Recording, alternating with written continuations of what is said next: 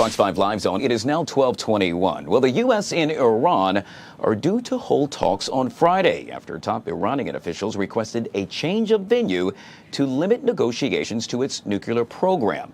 Meanwhile, oil prices extended gains yesterday after the U.S. shot down an Iranian drone and armed Iranian boats approached a U.S.-flagged vessel, rekindling fears of an escalation between Washington and Iran. So what happens now? Joining us to discuss that and so much more is Mr. Harley Lippman, foreign policy expert, joining us for the first time live in studio. Good to see you, sir. Welcome to the show. Thank you so much. Good so, to be here. Obviously, this is a big deal. This caught headlines, international headlines at that yesterday. We wanted to get you on because, well, a lot of folks are posing the question, what will happen next with regard to the relationship between the U.S. and Iran, really focusing on the drone attack that took place yesterday? Well, I think context and background matter. And Iran is dragging their feet, they'll delay. They use negotiations as a tactic to really avoid making any real concessions. I know a lot of people don't like to hear that. Sure. Because they're hopeful that there'll be talks and there'll be peace. But people worry about that region because of instability. But the very existence of the regime in Iran is about instability. If you go back to 1979, when they took power, there's only been instability in the Middle East. All the wars that have taken place there have been funded and fueled by Iran. So instability is, in essence, in the regime in Iran existing. So if you change that regime or have a regime alteration, as I would say, you will have a much better outcome than where you are now. And then there happens to be fuel on the fire. In this case, I'm making mention of the many protests that continue within Iran. Yeah, that's an extraordinary thing. This is the largest massacre of Muslims in modern Middle Eastern history in a matter of 3 days. About over 30,000 people were massacred. I mean, that hasn't happened since the days of Stalin or Mao. I mean, this is extraordinary. And what's also quite sad and telling is how, where are the street demonstrations? Yeah. I mean, where are the people about these poor Muslims in Iran who are looking for freedom and liberation, get massacred by the regime in that country, and nobody stands up for them? So this is where America could be at its best, liberating the people of Iran, protecting the United States from a country that is determined to destroy us. There's only one country in the world that has a policy to destroy the United States and is building nuclear weapons and intercontinental ballistic missiles to deliver them here. And that's only Iran.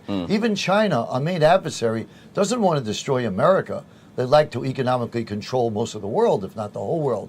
But they don't want to destroy America, but Iran does. You made mention of the nuclear program. We know that Iran has stated that should these meetings, or this meeting planned for Friday, occur, that's all that's on the table. That's all they want to discuss. You also made mention of the ballistic missiles, to which they say that's the line drawn in the sand. They are not getting rid of those.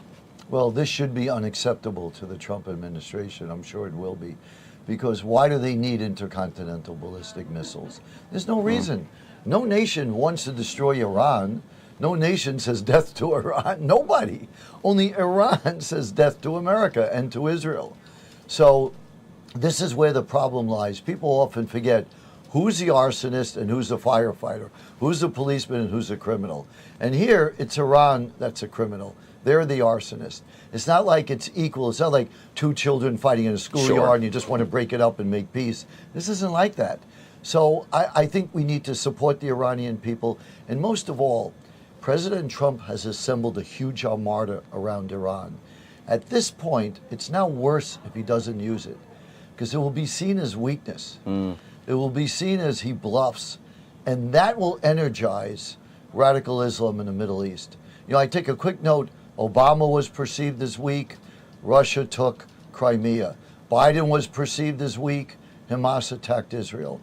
Strength brings peace, and I think the Trump administration at this point needs to do something to make sure that they're seen as credible in the region. If and when America attacks Iran, the consequences, what consequences will America see? I think only good consequences, not that things won't be sad and tragic, like in any conflict and war. People will die. It's a terrible thing. Nobody wants that. But I think it's a chance to create a new historic beginning in that part of the world. Not since the fall of communism, fall of the Soviet Empire, do we have a chance to have either regime collapse, which is going to be very difficult, but Sure. could happen, or take the Venezuelan model. Nobody wants endless wars. What has America shown very successfully? You take out the top leaders. So what they should do is take out Khomeini and say to the other people there, you could either have the same fate as Khomeini and die, or you could accept a new, different order here, where you take instructions from us and let's see how it goes. And that's another way of doing it without having to send in boots on the ground, without having to do nation building.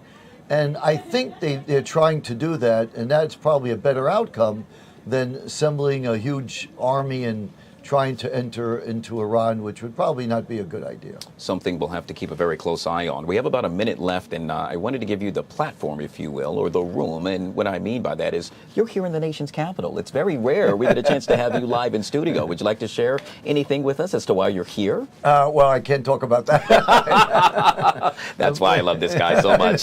It's top secret in a major way. Right. What is known is that he is one of the best to do it, and I'm making mention of being a foreign policy expert, Mr. Harley Lippman. It's good to see you, my friend. Thank you so much for joining us right here on The My Live Zone. pleasure. Thank you for having me. All right.